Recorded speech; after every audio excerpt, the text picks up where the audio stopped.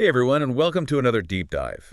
This time, we're going to be exploring something you all seem really interested in: bodyweight exercises. We got a ton of research articles, personal stories, even some forum discussions you send in. Oh, wow. Yeah, so with the help of our expert, we're going to untangle all that, make sense of it, see how you can actually, use it, Sounds great. ready to unlock the power of, well, you. I think it is pretty incredible, yeah, how strong and fit we can all get just using our own body weight. That is what's so cool. So first off, let's start with the basics. What are bodyweight exercises? It's basically any movement that uses your own weight as resistance. So push-ups, squats, lunges, you've heard of those. You're using things like gravity, ground reaction, all that fun stuff to build strength. So it's like physics meets fitness. Exactly. Like if you think about a wall sit, right, you're pushing against the wall, Right. and that force is pushing back on you. Interesting. That's what's working those muscles. Then you've got the mind-muscle connection, too. Like planks, it's not enough to just kind of hang there. Yeah. You have to actively engage your core, your back, create tension. That's so true. I used to have such bad back pain, and planks were like the game changer for me. All about engaging those muscles right. Yeah, it can be pretty surprising how even a small shift like that in your focus makes a big difference. Yeah. And that's part of what makes bodyweight training so cool. You can adjust it as you get stronger. Okay. Well, you can change the tempo. So like make the movement slower or add pauses or do Nice. more reps, more sets, I love that. It's like constantly leveling up. Yeah. So it's not all about like, I don't know, hardcore strength training, right? There's got to be benefits beyond just like bulking up.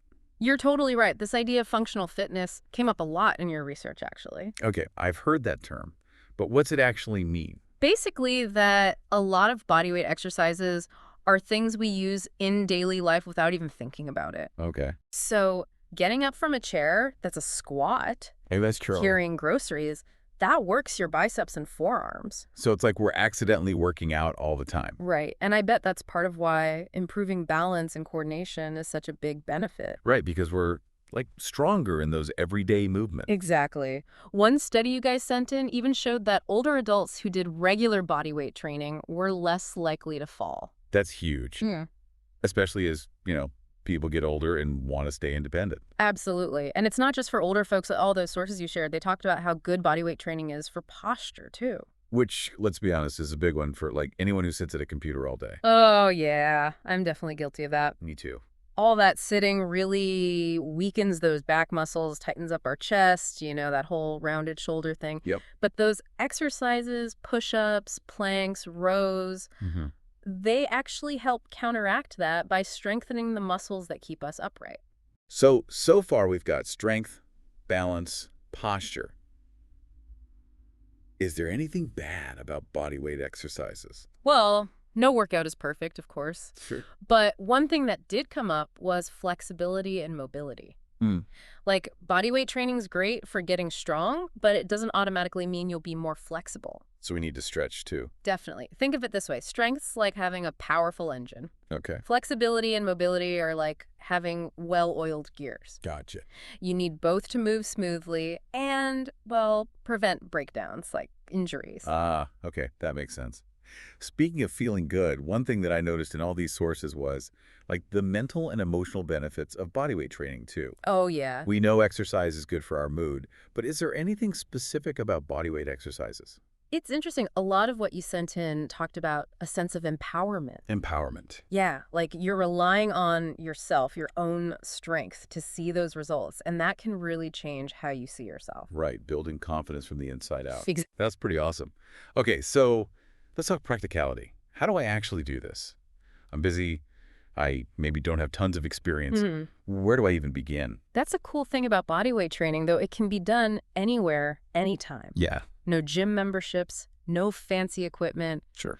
And you can adjust the exercises to fit your fitness level, Okay, so like, how do I make it harder or easier if I'm just starting out? One of the sources you guys sent suggested finding variations that feel challenging but not impossible. So like, if a regular push-up is too much, try doing them against a wall or at an incline. Okay, I could probably do that. Right. Then, as you build strength, you can work your way down to that standard push-up.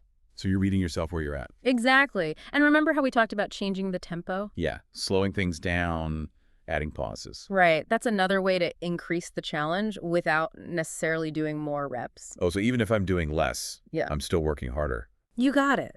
And then, as you get even stronger, you can try more challenging variations of the exercises too. Like what? Instead of regular squats, try pistol squats. They're on one leg. Ooh, advanced. Or for push-ups, you could do decline push-ups, so your feet are elevated. Okay, this is all making me want to get up and move, but where do I start? Any specific exercises from those sources?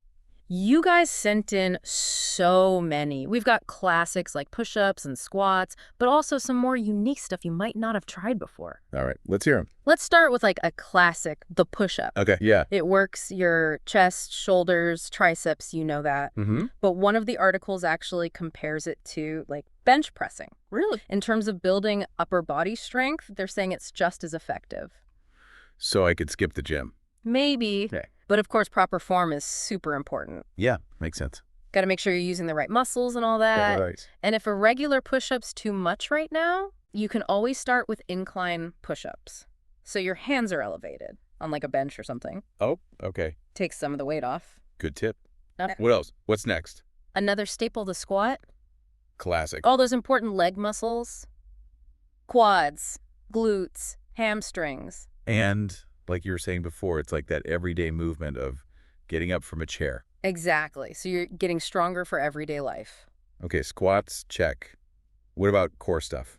Planks, for sure. Yeah. Those are great for your core, your back, your shoulders. Yeah, you mentioned that mind-muscle connection with planks being key, Oh, right? totally. It's got to be active engagement, not just holding a position. How do I make sure I'm doing that right? Think about pulling your belly button towards your spine Okay. and keeping that straight line from your head all the way to your heels. The quality over quantity, basically. Exactly. Which brings us to lunges. Those are another one that people often do wrong. I am guilty of bad lunges. I feel like I always wobble. It's all about that form, though. Okay, break it down. One of the guides actually had a really good breakdown. Front knee in line with your ankle, Okay. back knee not touching the ground, and keeping that chest up. So your core's working even in lunges. Oh, yeah. It's what helps you stay balanced. Good to know. Okay, what if I want to try something more dynamic? What about burpees? Burpees are like the full package. They combine squats, planks, a jump. It's a great way to burn calories and get your heart rate up. I feel like people either love or hate burpees. Right, but they're super efficient. One paper even said they can trigger something called EPC, What now? excess post-exercise oxygen consumption. Catchy. Basically, your body keeps burning calories even after the workout's over. So I can burn calories while I'm just living my life. That's the idea. And burpees seem to be really good at that. Wow, okay, suddenly I'm much more interested in burpees. Good. And then there's something called unilateral exercises. I think I've heard that term, but remind me. It's when you're working one side of your body at a time. Okay. So single leg squats, lunges, step-ups. What's so good about doing them on just one side? Well, first, it can help with muscle imbalances. Right. One side might be stronger than the other. Oh, yeah, I've noticed that. It's super common. So unilateral exercises make each side work independently, helping even things out. Makes sense. Anything else? The sources you guys sent were big on the balance and coordination benefits, too. How's that work? When you're on one leg, your body has to work harder to stay stable. Uh-huh. That challenges your balance in a way that, like, a regular squat doesn't. So it's like a bonus challenge. Exactly. And better balance means fewer trips and falls in everyday life, too. That's always a plus. Yeah. What other exercises did you find in those sources? One that stood out was the glute bridge. Oh, yeah, those are great. I've heard they're good for your glutes, but don't hurt your back. That's what the research says. And strong glutes are important for pretty much everything. Running, lifting, even just good posture. So a strong foundation, basically. Totally. And if you're looking for upper body pulling exercises but aren't ready for pull-ups yet, the inverted row is a good option. I've seen those at the gym, Yeah. usually with a bar set low, right? Yeah, you can also do them at home with a sturdy table or some chairs. Oh, okay. The key is keeping your body in a straight line and pulling your chest up to the bar or the edge of the table. Sounds like another one where core strength is important. It's all connected. Yeah. And speaking of pull-ups, those were definitely mentioned as being super effective for upper body strength. I gotta admit, those have always intimidated me. They're tough, but that's what makes them so rewarding to finally nail. Any tips for getting there, if I can't do one yet? They suggested using resistance bands to make it easier, Okay. or practicing what are called negative pull-ups. What's that? It's focusing on the lowering part of the movement, Ah, okay. helps build the strength you need for that full pull-up. Cool. I like that there's a way to work up to it. Yeah, and one that might bring back some childhood memories. The bear crawl. Crawling around like a bear. What does that do? It's harder than it sounds. Okay. Works your core, shoulders, legs. Good for coordination, too. And it's fun, I bet. Exactly. Okay, now, switching gears a bit, what about HIIT? Oh, yeah. High-intensity interval training, right? Yeah. But, like, how does that work with bodyweight exercises? It's perfect if you want to burn calories, boost your metabolism, all that, Uh-huh. but you don't have a ton of time. So perfect for busy people. Right. Basically, you pick a few exercises, like burpees, jump squats, mountain climbers, those sorts of things, Okay. and do them in short bursts, really intense with short breaks in between. So it's like sprinting, but with bodyweight moves instead of running. Exactly. That combo of intensity and short recovery, it really gets your metabolism going. Sounds intense, but fun.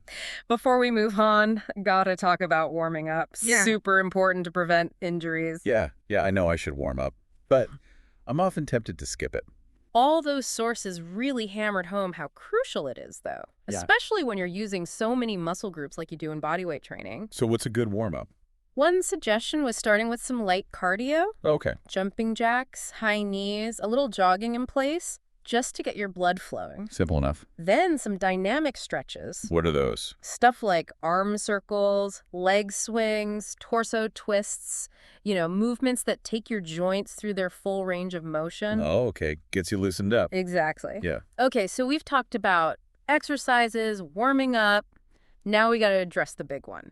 Consistency. That's the hard part, right? It can be. And when you don't have a gym schedule or anything, Yeah, exactly. it's easy to let things slip. A lot of the stuff you sent in talked about making bodyweight training part of your lifestyle, not just something you do when you can. Okay, but how? I'm already so busy. Well, for one, can you fit in little bits of movement throughout your day? Maybe. Like a few squats while you wait for your coffee, or taking the stairs instead of the elevator? I guess I could do that. Right. It all adds up. Then there's the whole goal setting thing. Oh, yeah, I'm big on goals.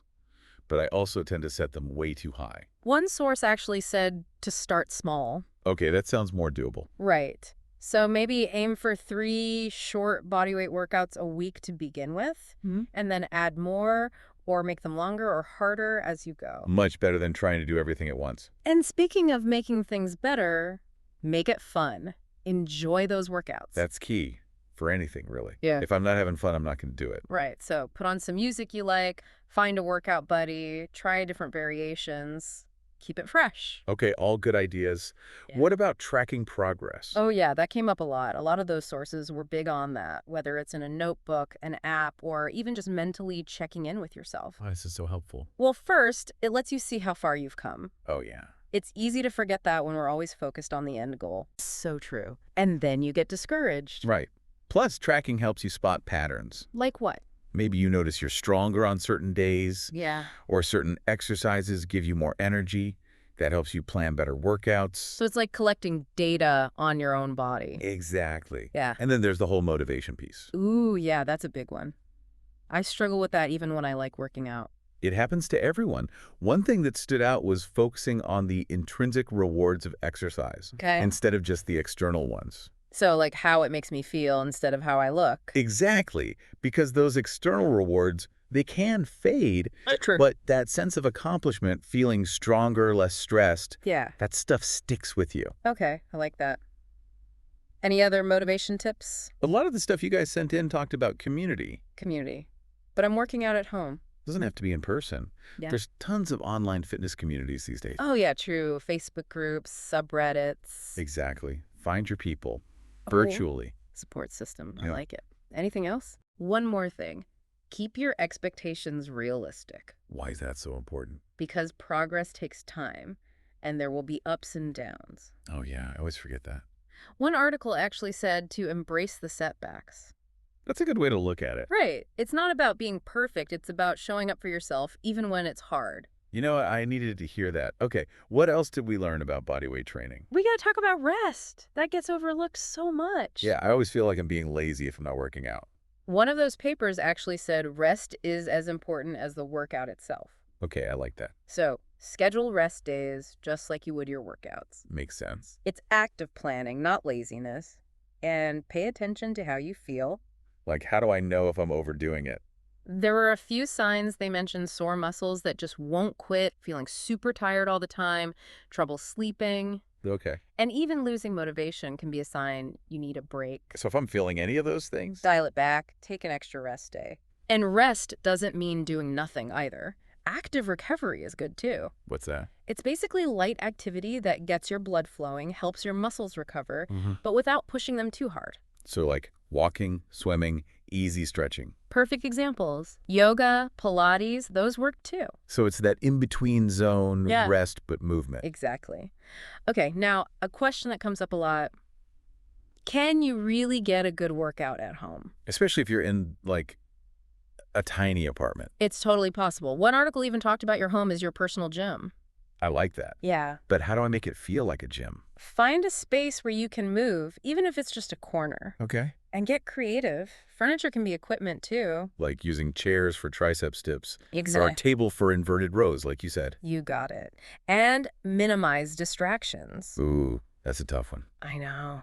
But try treating it like a real gym workout. Put on your workout clothes, make a playlist, tell everyone to leave you alone. Makes sense. Helps create that mental shift, you know? Yeah. Got to treat it seriously. Right. And speaking of serious, we can't forget about nutrition. Ah, yes, the food piece. It really does make a difference in how your body recovers and builds muscle. So what should I be eating? Protein came up a lot. Makes sense for muscle. Right. Exactly. Lean meats, poultry, fish, beans, lentils, tofu, Okay. and carbs. Yeah, for energy. Right, but focus on those complex carbs, whole grains, fruits, veggies. Gotcha. Protein, carbs. What about fats? Healthy fats are important too. Avocados, nuts, seeds, olive oil, they help with like hormone production and feeling full. So it's all about balance. Exactly. Oh, and one more thing, don't forget to hydrate. What? Yeah. But why is it especially important for workouts? Because when we sweat, we lose fluids and electrolytes, Right. which can lead to dehydration, and that messes with our performance, makes us tired, and can even make injuries more likely. So, like, how much should I be drinking? The general advice is to drink throughout the day, and especially before, during, and after your workout. Okay. Just listen to your body and drink when you're thirsty. Good advice. Okay, now this is something I think a lot of people struggle with.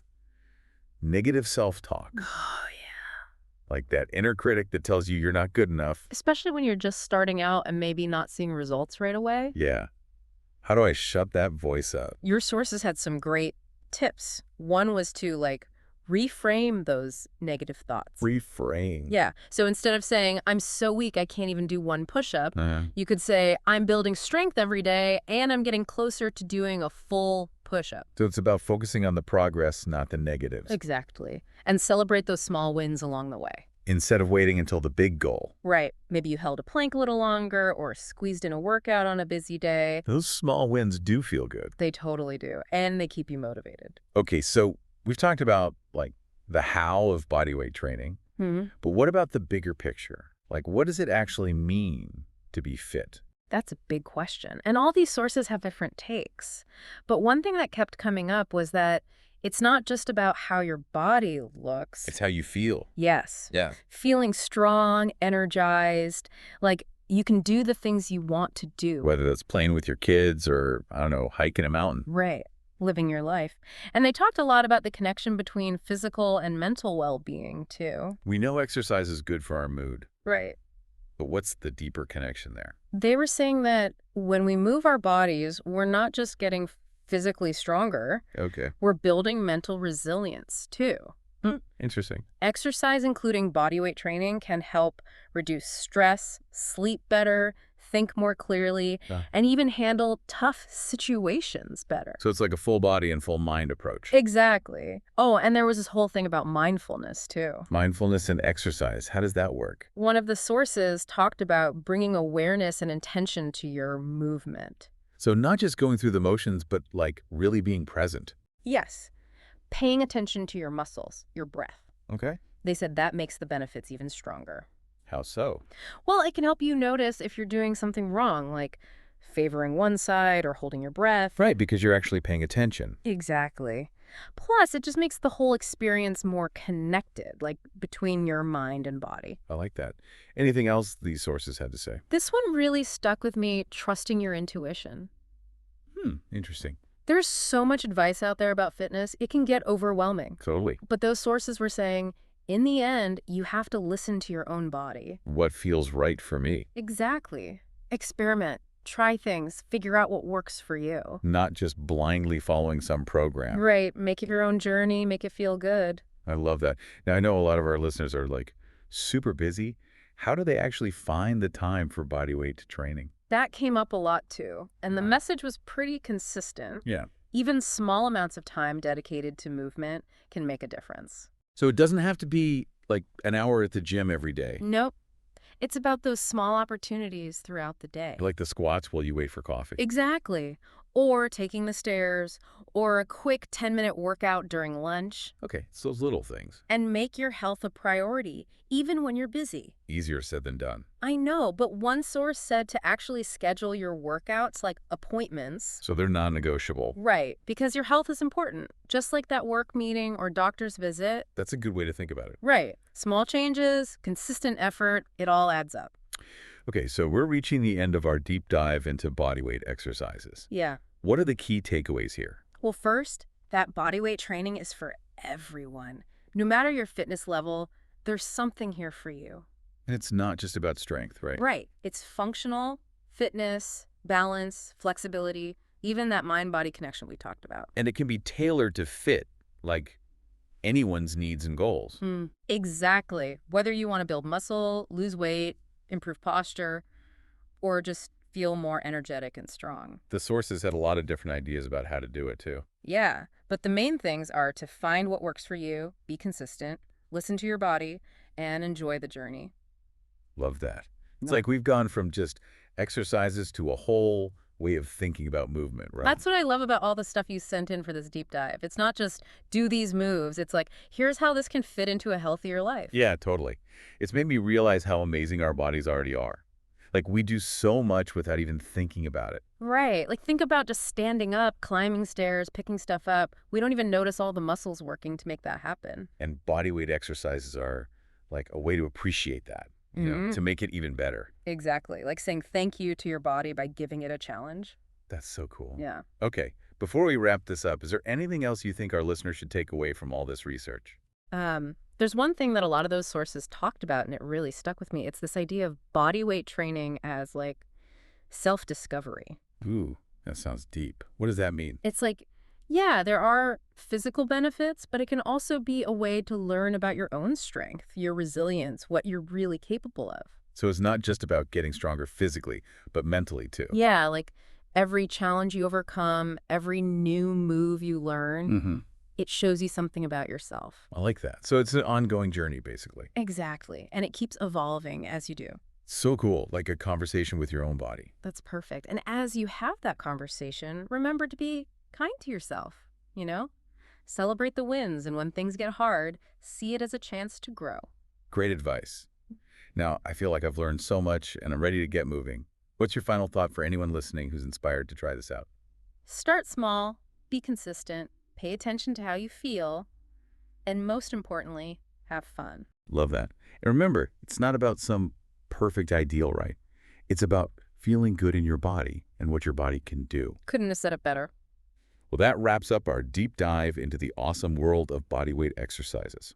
Hopefully you're feeling inspired and ready to unlock your own potential. Until next time.